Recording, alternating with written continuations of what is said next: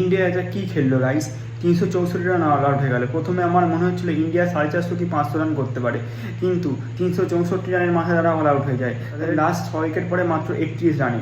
KL Rahul এবং ঋষভ পাল মিলে যখন ভালো ব্যাট করছিল তখন মনে হচ্ছিল ইন্ডিয়া 500 রান করতে পারে। তাদের আজকের দিন শুরু করে 90 রান দিয়ে। 90 রানে তাদের ছিল 2 উইকেট। তারপর গিল আউট হয়ে যায় দিনের শুরুতেই।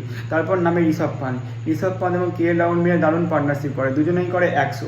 কেএল রাহুল তার 9তম সেঞ্চুরি করে এবং ঋষভ পান্ত করে তার 8 সেঞ্চুরি। কিন্তু তারপর ঋষভ পান্ত আউট হয়ে গেলেও কেএল রাহুল ভালোই খেলছে, কিন্তু টি ব্রেকের পর কেএল রাহুল আউট হয়ে যায়। ব্রাইডেন কার্স তাকে বোল্ড করে। তারপর নামে রবীন্দ্র জাদেজা এবং করুণ নায়ার মিলে ভালোই খেলছিল, কিন্তু করুণ নায়ার একটা ভুল শট খেলতে গিয়ে আউট হয়ে যায়। তারপর সব দায়িত্ব এসে পড়ে জাদেজার ওপর, কিন্তু জাদেজার কেউ সাথ দিল না। 364 রানে অল আউট হয়ে গেল ইন্ডিয়া মাত্র 370 রানে লিড দিতে পারলো।